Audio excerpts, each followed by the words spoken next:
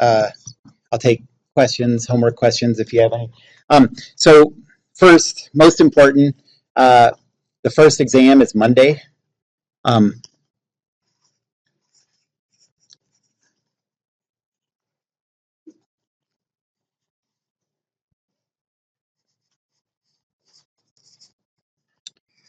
17th. The good news is we haven't covered that much stuff yet, so you're not responsible for very much material, you know. So the topics for this exam are, first, there'll be problems like the units and scientific notation problems. So like all the problems in that, the set is called units in the practice problems. And then we're not going to do any of the stuff, the newer stuff in 1D kinematics of particles. So on 1D kinematics of particles, you're only responsible for stuff like the first 4 problems.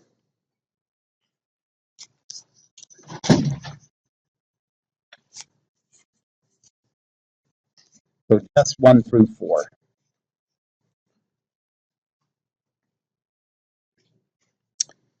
And I think I mentioned before, so the exams are just going to be problems. They're going to be formatted similarly to the problems on the practice problems. So just make sure you know how to do all those units problems, and make sure you know how to do all the first 4 of the 1D kinematics problems. Anyone have any questions about the test? Okay. Anybody have any homework questions? Yes. Okay. Okay. Do you happen to have that with you? I don't know if I have any of the problems with me. Yeah. You only have it on the computer? Anyone have a hard copy? It's easier to hand back and forth without being liable for property.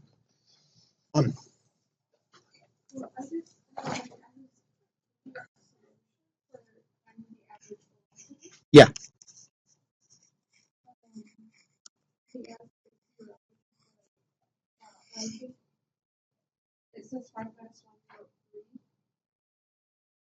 Oh, I wrote 3. I wrote 5 minus 1 is 3. Okay, that's not right. Okay, yes. So let me. Okay, so this is the one with the pendulum. It goes back and forth like that. Each one of these points here, here, and here are 0.25 meters apart, and it takes 1 second to get from each one. So for part C,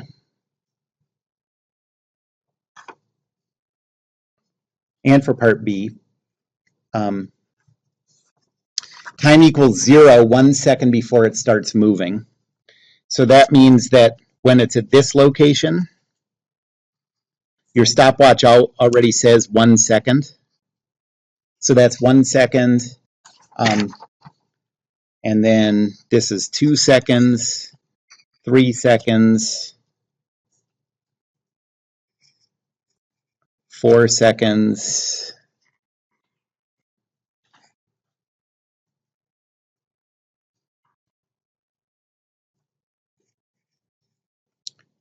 and this is 5 seconds.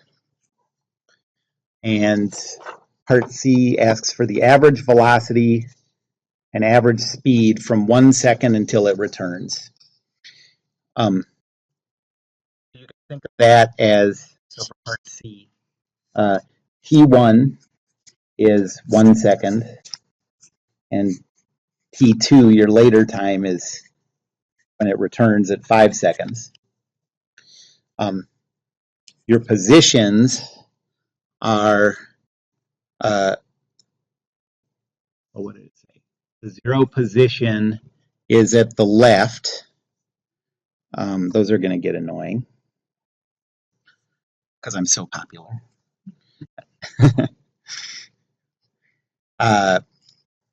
So that's 0. Positive direction is to the left for this. So positive is that way. That means going the other way is negative. So this is going to be negative 0.25 meters. This is going to be negative 0.5 meters. Okay, and so if you write out this table of time values and position values,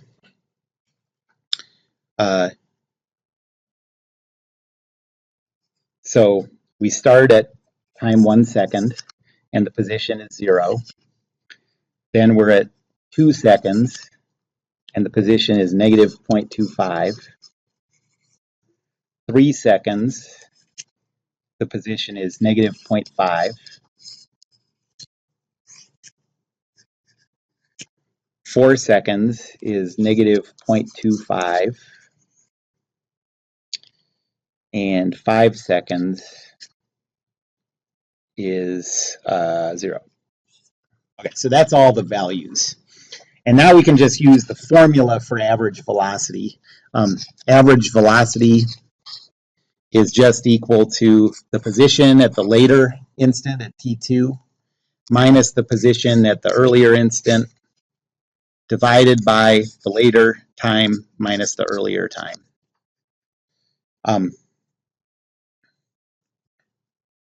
Our later time is this and our earlier time is this. You know, this is our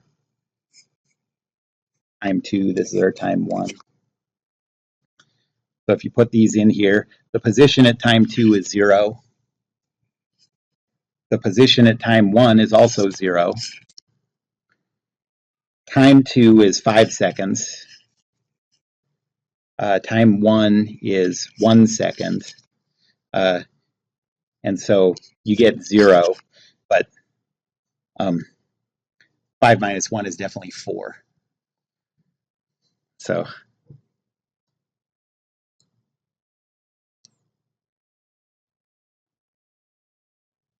you have any other questions about that one? Okay. Anybody else have any questions about that one?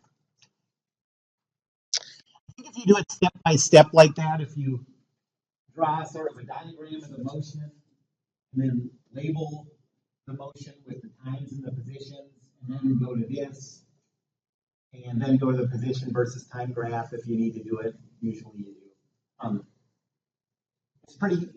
It's a lot harder to make mistakes anyways, you know, and you're not going to feel like under pressure, time pressure with this test. So you might as well just take the time to do it carefully. That's my recommendation. Yeah. No, if you need to use a formula like this on the test, I'll give you that. Any formula you need, I'll give it to you. The possible exception is like if I want you to go through, so if I want you to convert, you know, meters to miles, but I want you to do it in multiple steps, I won't necessarily just give you that one conversion. I might give you a series of 2 or 3 conversions that'll take you there, you know. But yeah, I'll give you any formula you need. You just need to remember how to apply it. Any other homework questions? Homework problems you'd like me to do?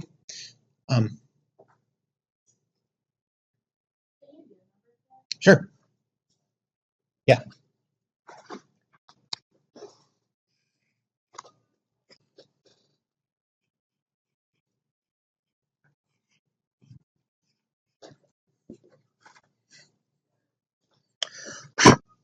Okay, so this is the one. There is a buoy and a raft and a house. The house is the shore, I guess. I'm sort of limited by what kind of I can draw in word shapes. Okay. So here's the shore. Here's the raft. Here's the buoy. And the distance between these two is 100 yards. Are we doing I guess we're doing it all in yards and minutes.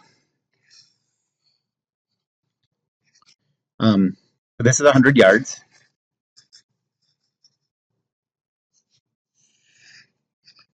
And this is 50 yards.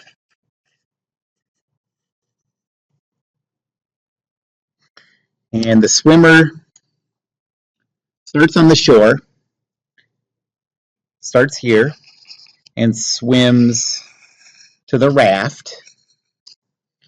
And that takes 2 minutes.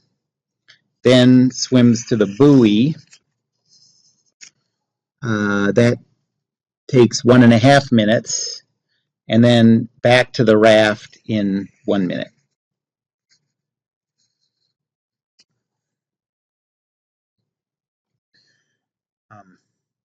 And so for part A, we want to plot a position versus time graph for A and B. It says that for part A, the 0 position, I'm going to save this right now, just because I want to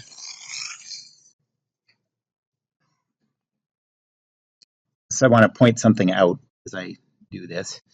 So for part A, the 0 position is at the house. And so the position label at the house is 0.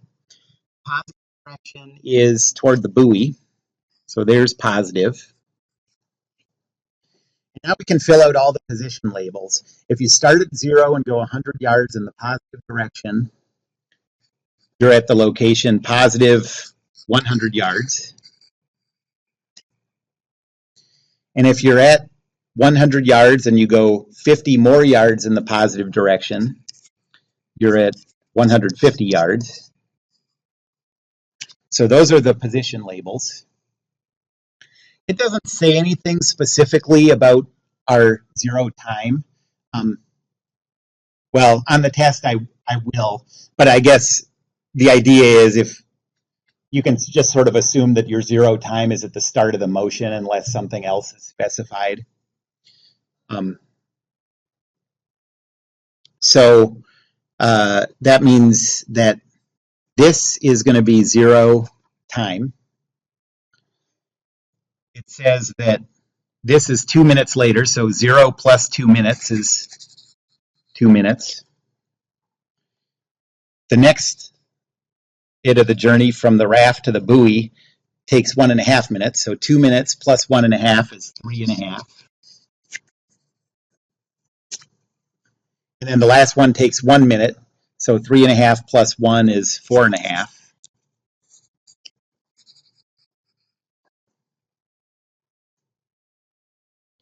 Any question about labeling those? Yeah. Okay.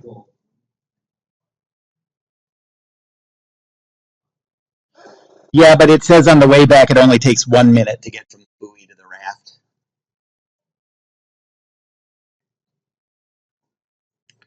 Okay, so now we can write out a little list of the times and the positions. At the start of the motion, the time is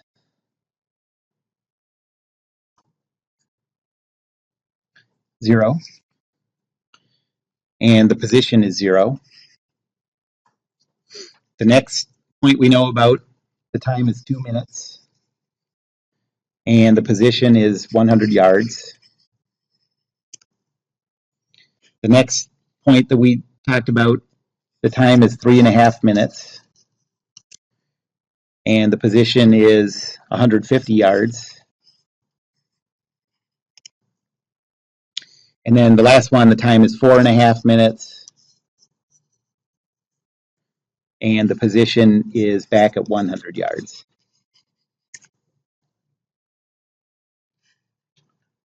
And so to plot a position versus time graph, times we care about are 0, 2 minutes, 3.5 minutes, and 4.5 minutes. This is time. And then the positions we care about, it's all in yards. So we have 100 yards and 150 yards.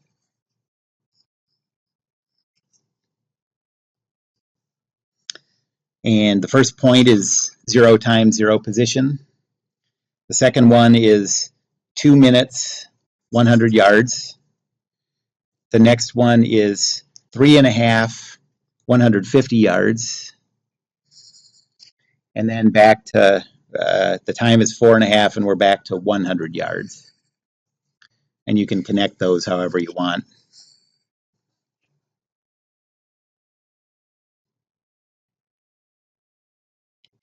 So that's part A. Anybody have any questions? Yeah.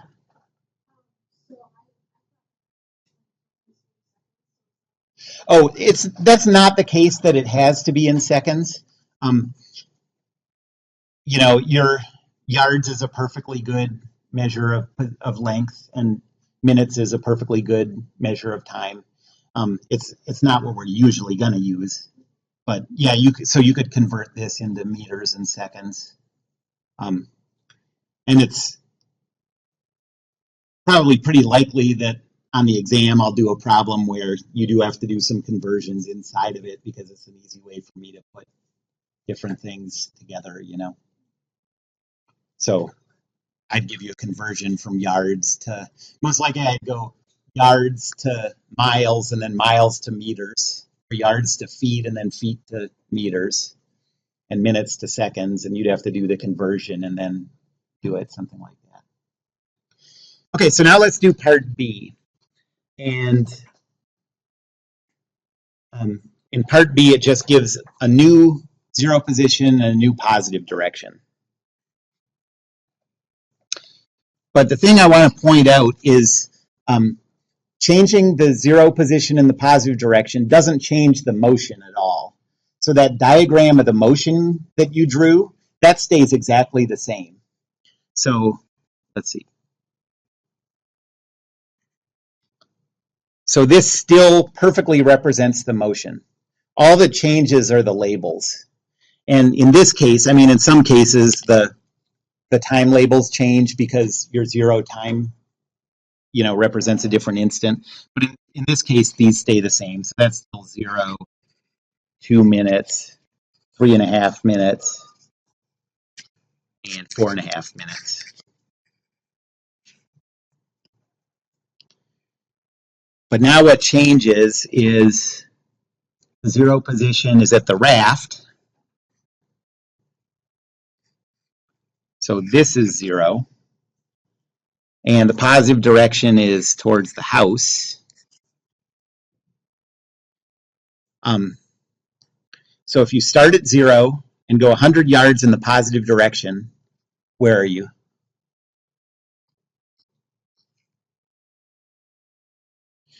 Start at 0. Okay, listen to me this time. Stop thinking about dinner. So start at 0, go 100 yards in the positive direction. What number are you at? What position are you at? Positive 100 yards.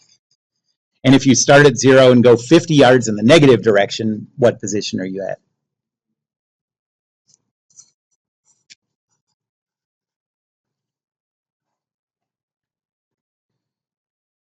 Okay, so the table, time and position.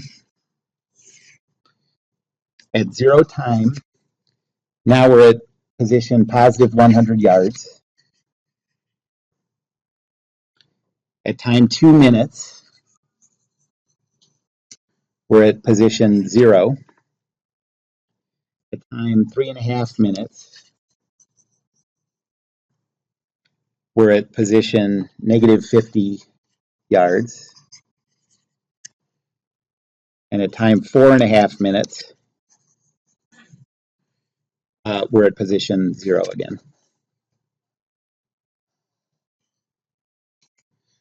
And so now all you're doing is plotting these points. The times that matter are still 2 minutes, 3.5 minutes, and 4.5 minutes. And the positions that matter are 0, positive 100, and negative 50.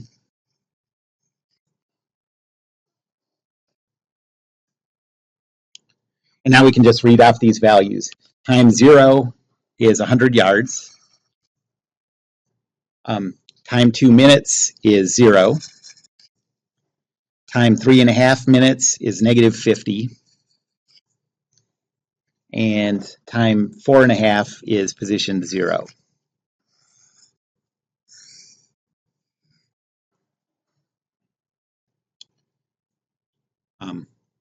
And so the overall shape is still the same, but it's been flipped upside down because we changed the positive direction, and it's been shifted vertically because we changed the 0 position.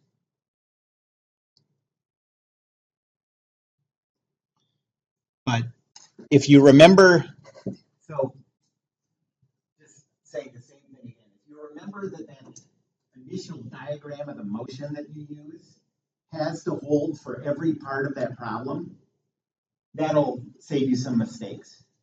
Because when we decide how we're going to define our number systems, the swimmer doesn't even know that we're there. We're like hiding in the bushes, spying on this swimmer. That's what physicists do. But that doesn't, it doesn't change the motion at all. It only changes the numbers.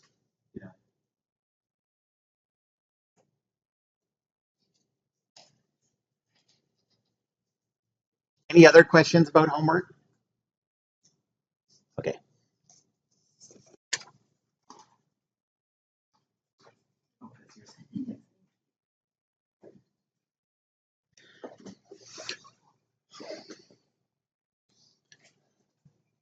Okay, so last time we started talking about acceleration.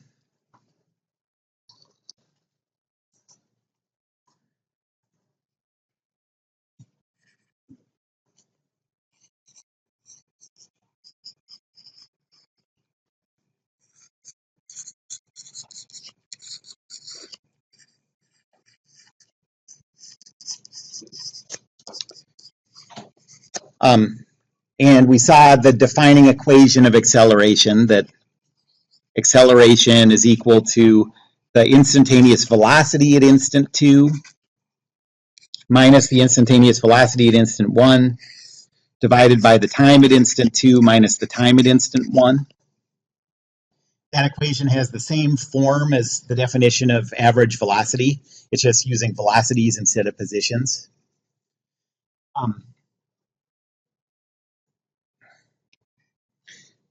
And so there are a few things that are important to notice about this.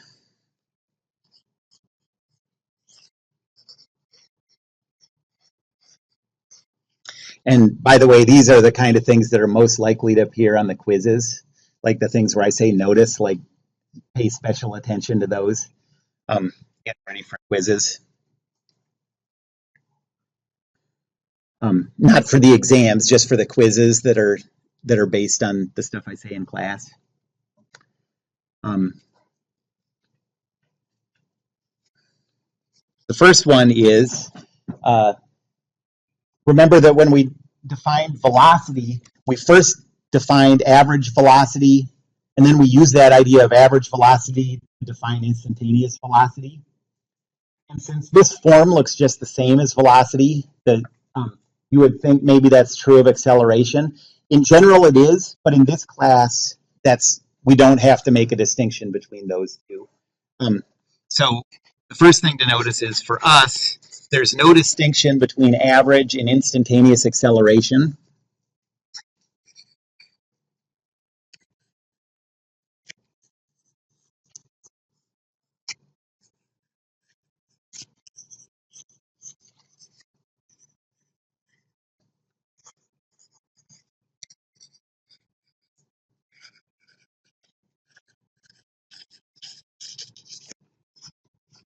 And that's because the accelerations we're going to deal with are always constant.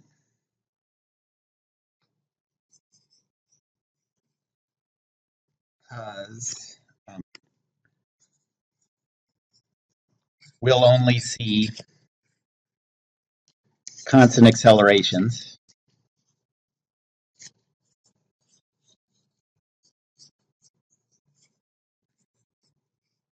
At least while we're talking about kinematics. And so if all the accelerations are constant, the acceleration at this instant is the same as the acceleration at this instant is the same as the average acceleration. So it's all the same. So we don't have to worry about that.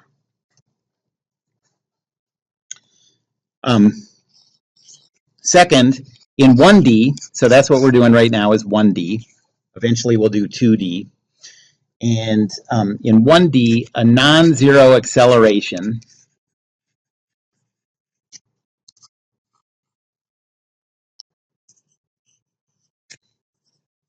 means an object is speeding up or slowing down.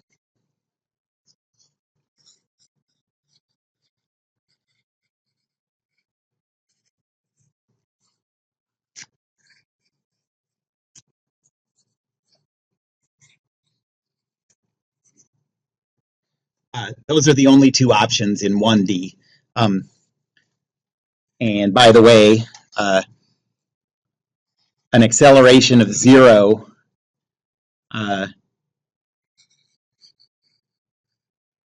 means the velocity is constant.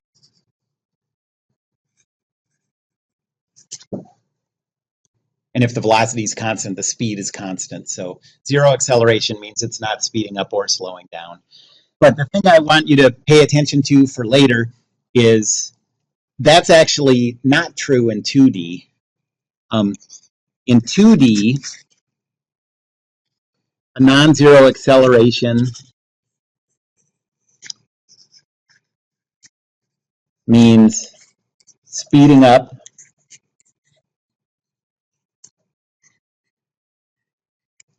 slowing down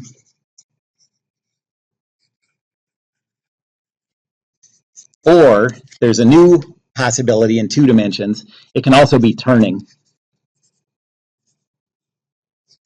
If you're moving along a fixed path, you don't have a choice of turning. So that's going to be, a lot of the things are going to be sort of fundamentally the same when we go to 2 dimensions, but this is one thing that's going to change fundamentally.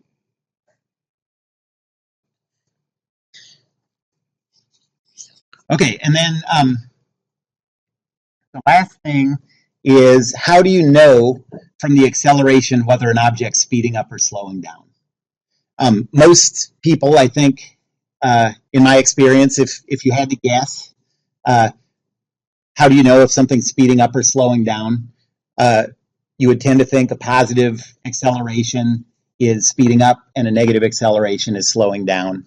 But it's a little more complicated than that. So here's how it works. If the velocity and acceleration have the same sign,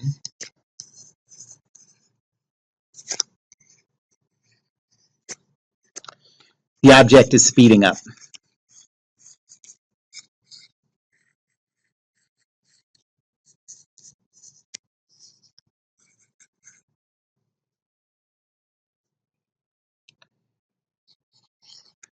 And then if the velocity and acceleration have opposite signs,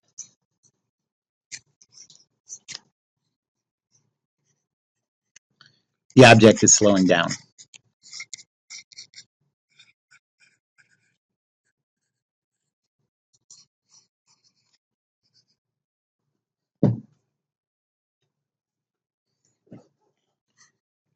So let me show you how this works.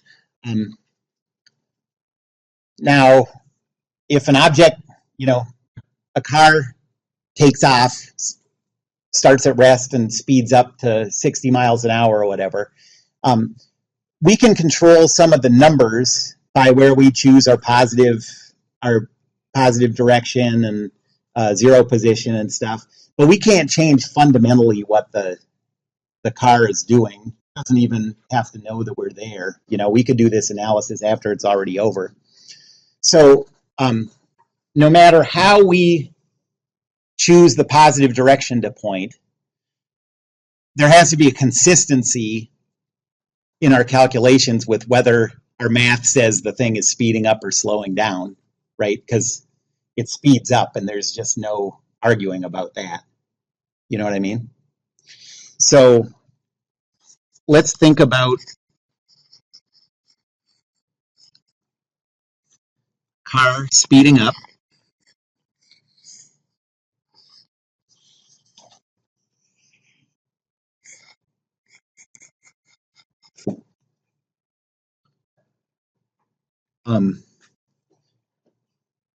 So point in the direction of the car's velocity. Okay. No, forget that. Let's first say, let's choose a positive direction. Okay. Let's say the positive direction is. Okay, so what's the sign of velocity? Remember, the sign of velocity tells you the direction the object's moving. So if it's moving this way, the velocity has to be positive. Okay, so the velocity is positive, and the car's speeding up. So in this case, the acceleration also has to be positive.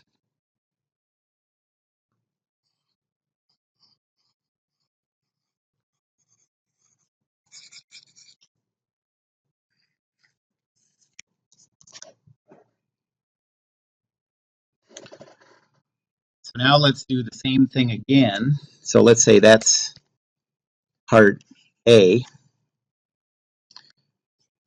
And now for part B, let's say we're analyzing the same motion, but now the positive direction is this way. Okay, so now the car is moving in the negative direction, right? Because the car is still doing the same thing. You know what I'm talking about? You following what I'm saying? It's moving in the negative direction, so now the velocity has to be negative. The car is speeding up.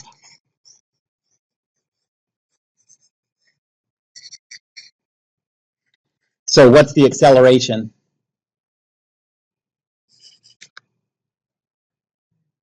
Negative. They have to be the same if it's speeding up. And so now here's like the consistency between them. So now, instead of thinking in terms of numbers, just point in the direction. Those numbers are the signs are just directions. Okay, so you can replace these signs with a point this way or that way. Okay, so based on part A, based on our positive direction going in the direction of the car's motion, point in the direction of the velocity. Yep. Point in the direction of the acceleration. Okay. Now we go to this one. The positive direction is opposite. The signs of our answers are opposite, but just point in the direction. The velocity is negative that way. The acceleration is negative that way. And so even though the numbers are different, they tell the same physical story. Okay. Anybody have any questions about that right now? This is the start of, we're early on and kind of wrapping our heads around how this all works. Yep. So by opposite, you don't mean that velocity and acceleration are opposite of. Oh, right. I mean, they're the opposite of what we had in part A. Do this in a bad. I'm going to move this down to where I said A. Okay, so in part A, the positive direction is going this way. In part B, it's going this way. And so because we switched the signs, we switched the positive directions, the signs of B and A are opposite here to what they are here. But physically, those signs refer to the same direction. They agree about what the car is doing. It's moving that way and speeding up. So it's all the same thing, you're just calling one. Yeah, that's right. And every problem you could do every problem that we do two different ways. And if you're looking for extra practice, I think that's a great way to practice. You know, if you get done with the problems and you want more practice, change where the positive direction points, change where the zero position is, and do the problem again. You know, and the numbers will be different, but the story they tell will always be the same.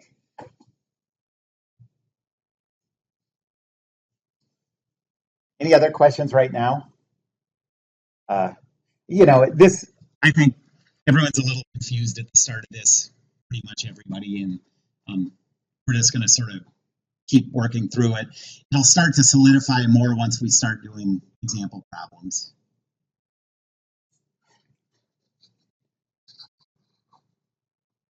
Okay, so now I'm going to give you the three most important equations that we've talked about so far. So these are the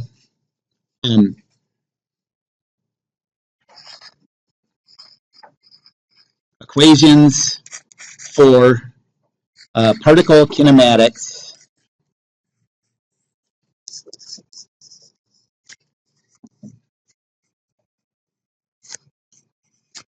in 1D with constant acceleration.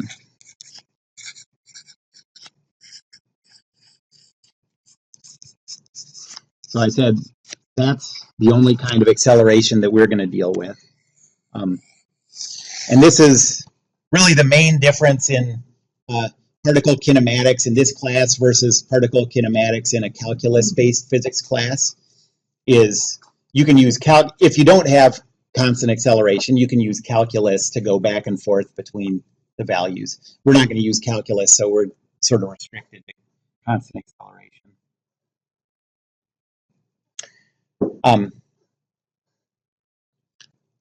So first I have to make a couple definitions.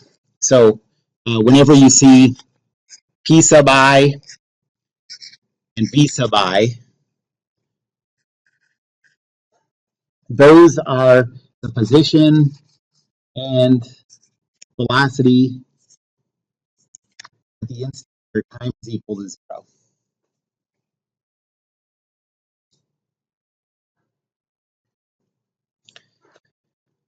And then we're also going to say let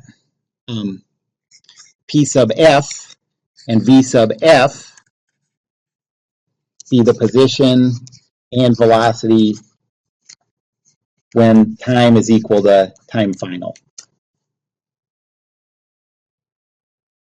That's what those mean. Whenever you see a PI or a VI, that's talking about the instant time equals zero. Whenever you see PF and VF, that's talking about the time T final.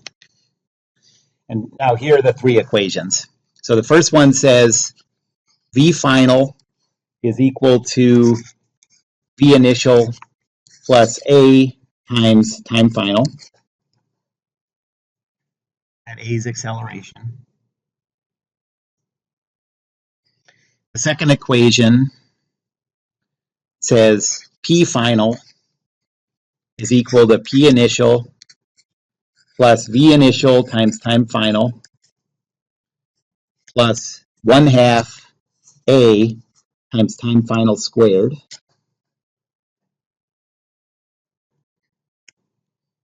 And then the last one says 2 times acceleration times the quantity P final minus P initial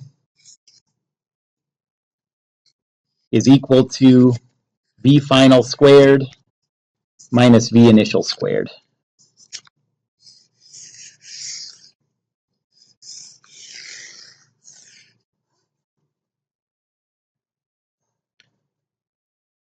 And those three equations come from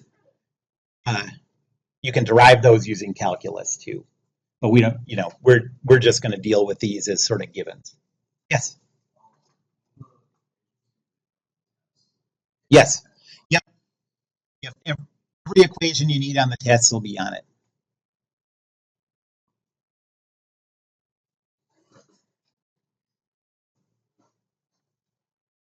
Okay, so now I'm going to write down a set of general steps for using these equations, and then from then on I'm going to do a bunch of example problems, and you can sort of follow along the steps.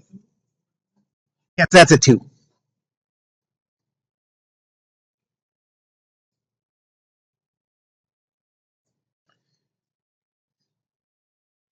Okay, so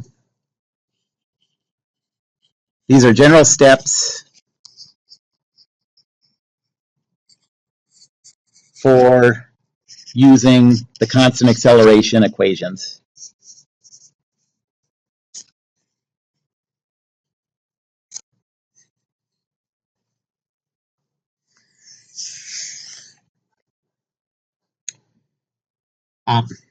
Okay, so first you have to specify some things, and you would imagine position and positive direction are 2 of them, and that's correct. You would imagine time equals physical instant corresponding to time equals 0 would be 1, and that's correct. We also have to choose a physical instant that corresponds to what we're calling time final. So there's 4 things you have to choose. So you have to choose instants corresponding to time equals 0 and time final. And then you also have to choose a position corresponding to p equals 0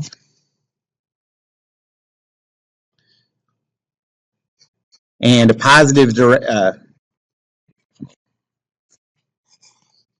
a direction corresponding to positive.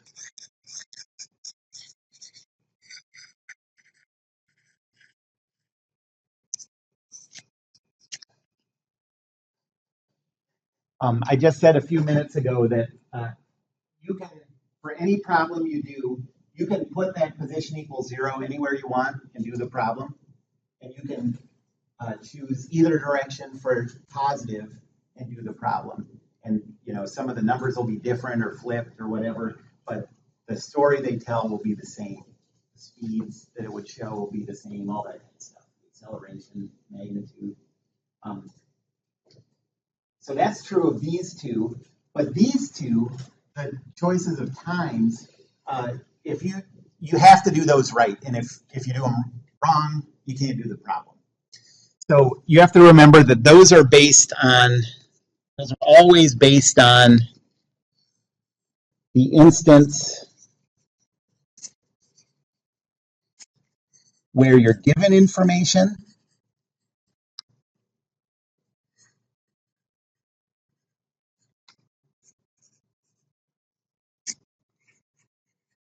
or where you're asked to find information, asked for information.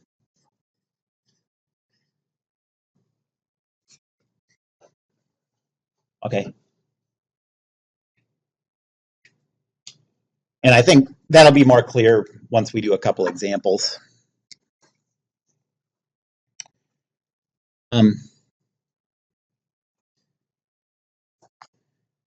Next step. There are 6 possible variables, 6 variables that occur in these equations. Time final, acceleration, position initial and position final, and velocity initial and velocity final. And so you can just go through those one by one. But what you want to list out are the variables out of these that you know values for, and the one of these that you're trying to find a value for. So list the variables you know and the variable that you want.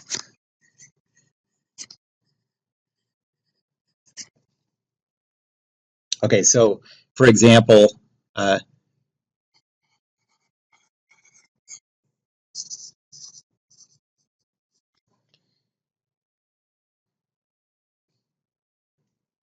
let's say that you know the acceleration is equal to something. Usually I'd say write down the value here, but I'm just making this up. The initial velocity, you know, the final position, you know, and the initial position, you know. And the problem asks you to find the final velocity. So every problem will have one in the column of what you want and a bunch of other ones in the stuff you know.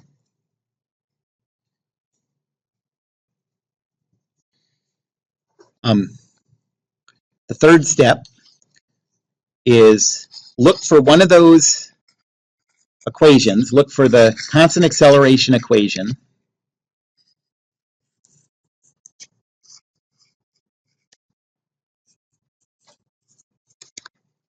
that contains the variable you want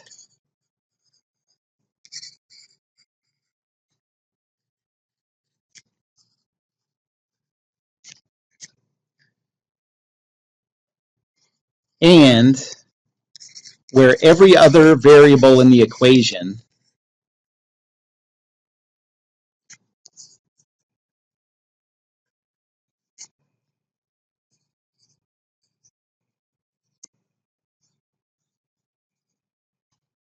is known.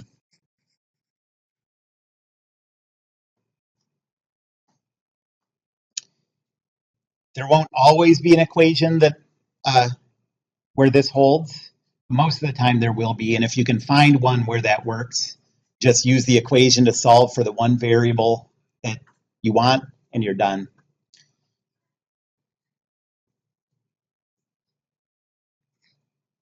But the last step is, well, actually, don't make it 4. How about star? Because you don't always, this doesn't always come up. If you can find the equation, you're done with the problem. But sometimes you'll see that there's no equation that works.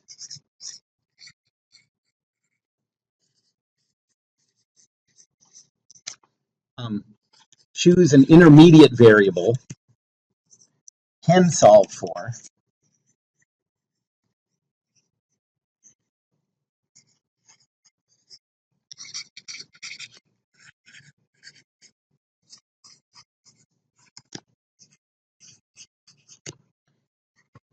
Most likely, you're going to want either acceleration or time final. Those are the most likely to be helpful intermediate variables. So usually time final or A.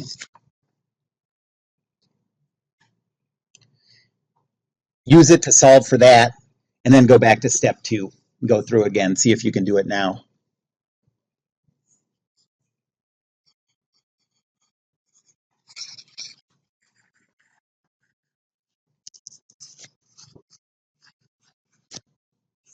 So the idea is, if you can't solve for the one you want, maybe you can find a way to solve for acceleration or time final. Now you know one more thing, put that over in the known column and go through the process again. Try again. Maybe you have enough variables now, you know. Okay. Any questions? This is all pretty abstract so far, but now I'm just going to do 1 or 2 example problems depending on how much time we have. All right. So the first example. So let's say that a car is driving, let's say, 30 meters per second.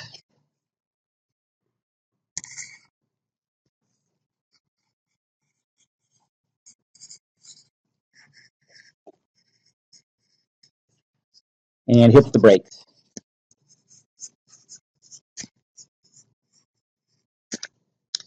And let's say that the car, it takes 30 meters for the car to stop. Okay, so the car travels 30 meters from when it first hits the brakes to when it's at rest.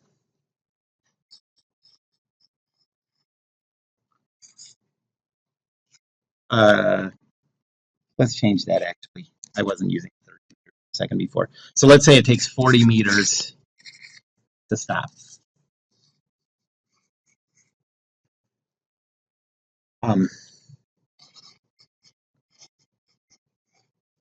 What's the car's acceleration?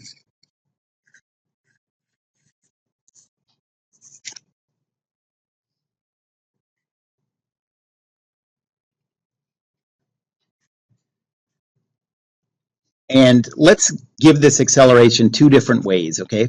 So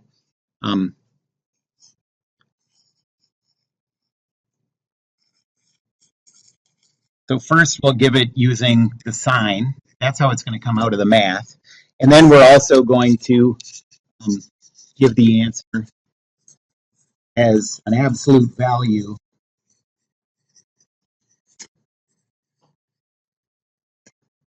and an arrow. Like before when we were, describing the direction of velocity and acceleration by just pointing. That's what we're going to do here too.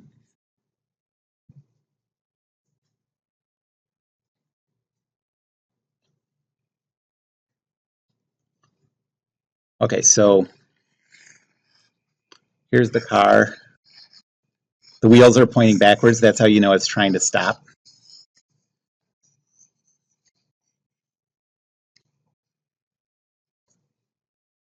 Here's where it hits the brakes.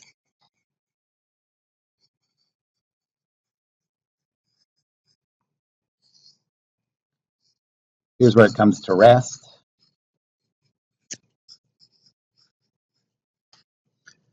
And the distance between these two is 40 meters.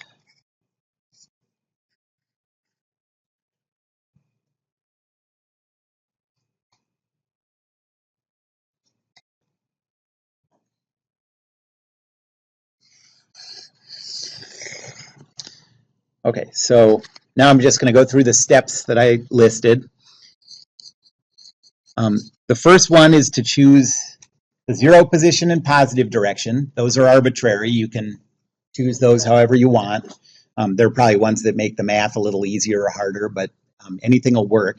And then the other two are the time equals zero instant and the time final instant. So let's do the important ones first. So the instant corresponding to time equals zero and time final. Time equals zero is going to be the earlier one, time final is going to be the later one. And we want to choose these at places where we're looking for information and or where we're given information. So what are the sort of like, describe the physical instance where we're given information.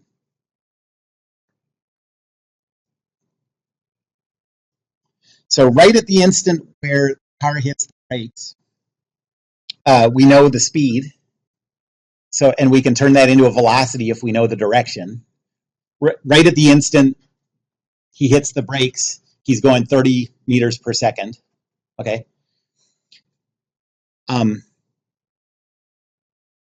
We also know that the location is 40 meters before the car comes to rest.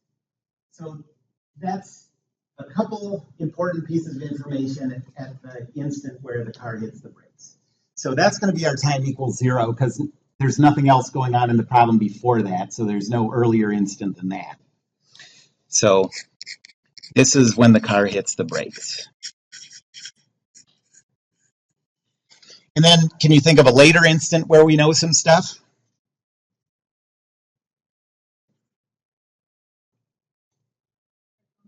Yeah, when it comes to a stop, we know that it's 40 meters away from that first instant. We also know the velocity. What's the velocity for something that's stopped? Zero. Yep. So those are our two instants. And now the other two are arbitrary, but what do we want to call our position equals 0 location? I think I'm gonna do this two different ways. But the first one, let's choose position equals 0 at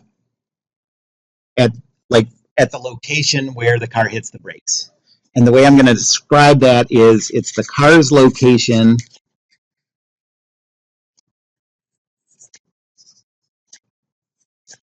when the time is equal to 0. And a lot of times that's kind of a, bookkeeping wise, that's sort of a nice way to do the problem, because what that tells you now is that, remember that P initial, the variable P initial from the equations, the definition of that is the position at time equals 0. So what we've just done is set P initial equal to 0. So if your P equals 0 is at the object's location at time equals 0, what you've done is set PI equal to 0. And then a positive direction, let's just say the direction the car is moving. So this way.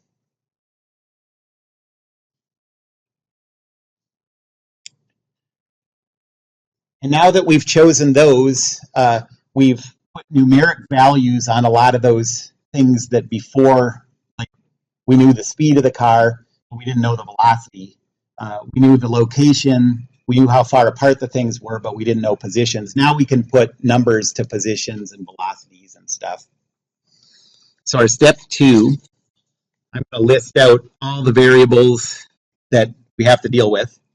There's time final, acceleration, P initial, P final, V initial, V final. And I'm just going to go through the list thinking about whether we know or want each one of those so I know I don't miss any.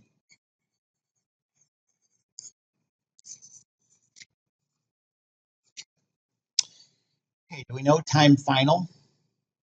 Do we know how long it takes for the car to stop? No. And if we can, we're not asked for it either. So if we can solve the problem without learning that, we're happy, we don't care, you know? So I'm going to leave that out of everything. We don't really want it unless it ends up being an intermediate variable we need. So cross that off. Do we know the acceleration? No. Do we want it? Yeah, that's the thing it's asking us for. So that goes over here. Do we know the initial position? Yeah, that's the position at time equals 0. And we, by choosing our P equals 0, we set that equal to 0. Do we know the final position? That's right. So it's 40 meters away from our initial position, from our 0 position. And it's 40 meters in the positive direction from our 0 position. And so it's positive 40.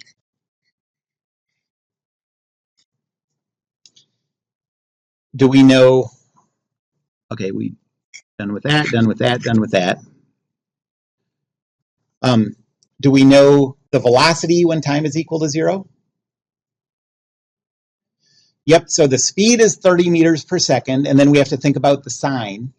And the car is moving in what we chose as the positive direction. So the initial velocity is positive 30 meters per second.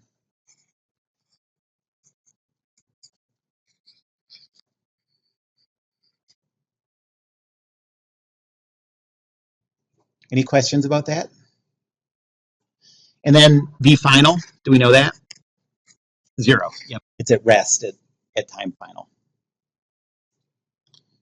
Okay, so now we're done with this, going through this list of variables.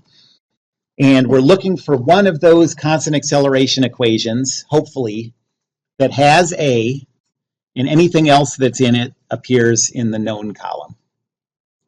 Okay, so let's just go through them. What do we know? We know it needs to have A, and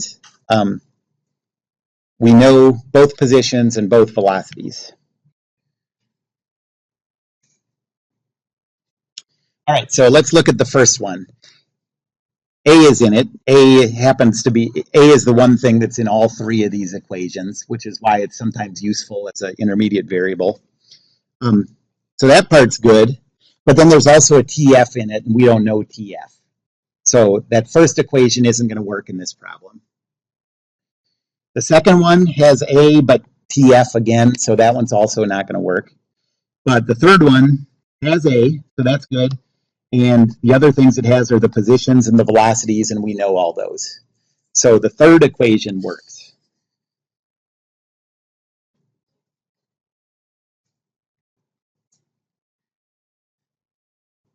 Okay, so 2A times the quantity PF minus PI is equal to VI squared, VF squared, sorry, minus VI squared.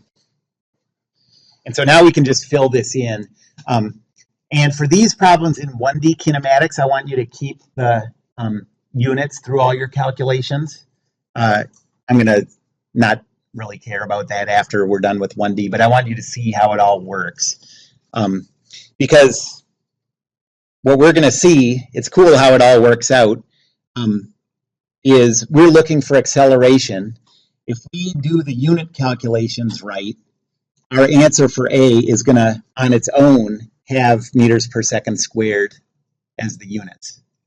Like the units will come out to match what the variable we're looking for.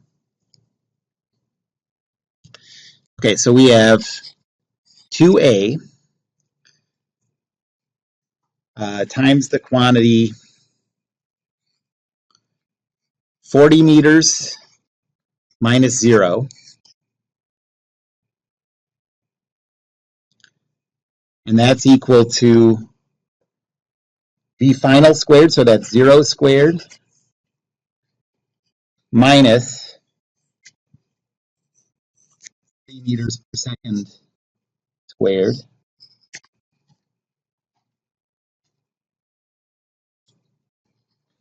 And all the math rules work the same as with algebraic variables, so we can write this as, we can put the 2 and the 40 together. So we get 80 meters times A is equal to negative, because the negative isn't inside the square, 30 squared is 900 meters squared over second squared. And now I'm going to divide both sides by 80 meters to get A by itself. And the way I'm going to do this, so when you get complicated bookkeeping steps, I think it helps to write out your multiplication or division the same way you did units conversions. So I'm going to write the right side here as negative 900 meters times meters divided by seconds times seconds.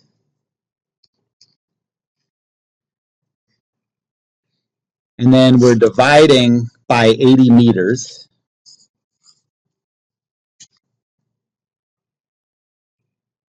And you can see how the units work. 1 meter here cancels this.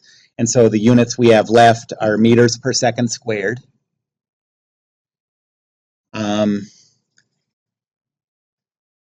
And then I can't do that in my head. What's 900 divided by 80? Can someone calculate that? Okay, so A is equal to negative 11.25 meters per second squared.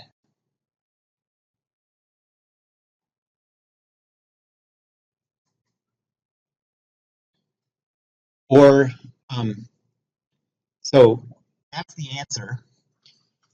That negative tells us that it's opposite our positive direction. So you could also write this as an acceleration of 11.25 meters per second squared in this direction.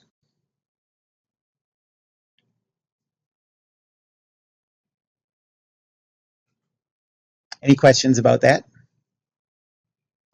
Okay, I'm going to do the same problem again, but I'm going to choose a different zero position positive direction. And we'll see what changes and what stays the same. Okay.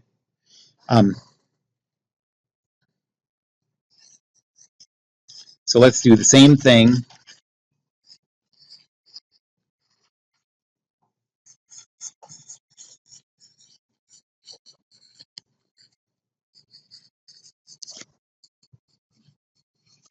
So this time, well, okay, I'll put that in step 1 or whatever.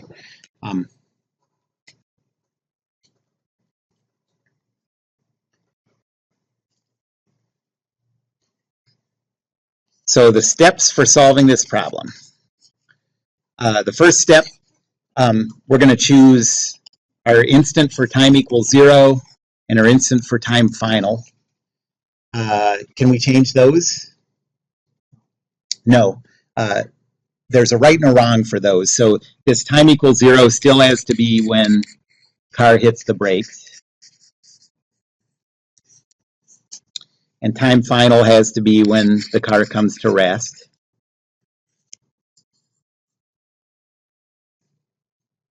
But now I'm going to say that the position equals 0 is the location where the car comes to rest.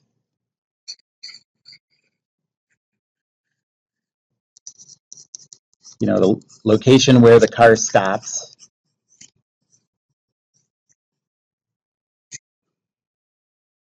And our positive direction is going to be opposite the car's direction of motion. Going this way now.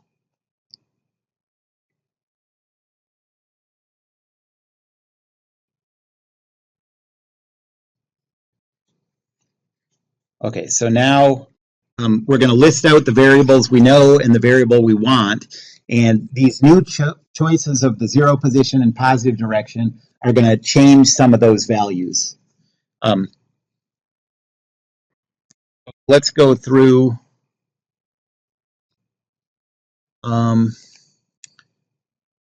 Okay, so let's go through time final, A, P initial, P final, V initial, V final. Those are the 6 possible variables.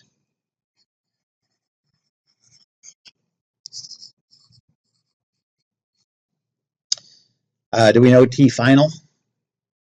No. Do we know acceleration? No, we still want that. Do we know P initial? So when time is equal to 0, the car is just hitting the brakes. So what we want is, we want to know the position of the car here. And you can draw this out like a little diagram of the motion the same way that you did in the problems that have been assigned so far. Our 0 is here. Our positive direction is that way. So this location is 40 meters, start at 0 over here. This is 40 meters in the positive direction from 0. So what's the numeric value? Positive 40, because we're calling that our positive direction.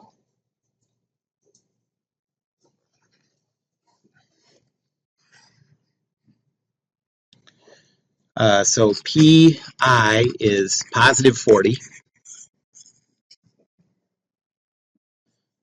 Do we know P final? That's our 0. We chose that as the 0. Do we know the initial velocity? We'll break it up into speed and direction. We know the speed is 30 meters per second. Is it moving in the positive or negative direction? Negative. So V initial is negative 30 meters per second. And then do we know the final velocity? Still 0, yep. Okay, so is there an equation that works with these? Yes, the same one. So this one, 2A times the quantity PF minus P initial is equal to VF squared minus V initial squared.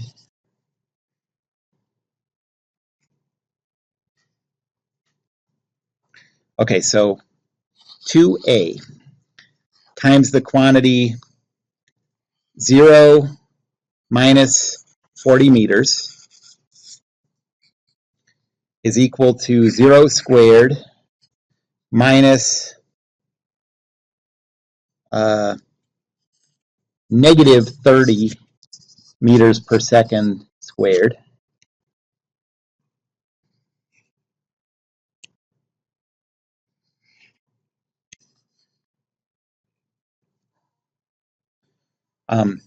So we can multiply all this through. We have negative 80 meters times A is equal to, what's the sign of 30, what's the sign of negative 30 squared? Positive, yeah, it's positive 900. And then we have the other negative outside the parentheses. So we get negative 900 meters squared per second squared. And now divide both sides by negative 80 meters. You get A is equal to negative 900 meters times meters divided by seconds times seconds. And then we're dividing that, so in the denominator, negative 80 meters. Okay, so the negatives cancel. 1 meter on top cancels. And we get an acceleration of positive 11.25 meters per second squared. So that's a different answer than we got last time. But if you think of it as a magnitude and a direction, magnitude is 11.25 meters per second squared. Our negative, our positive direction, this time we chose this way. And this is positive. So the direction is this. And so in other words, even though we got a different sign on our answer, the physical meaning of our answer is the same.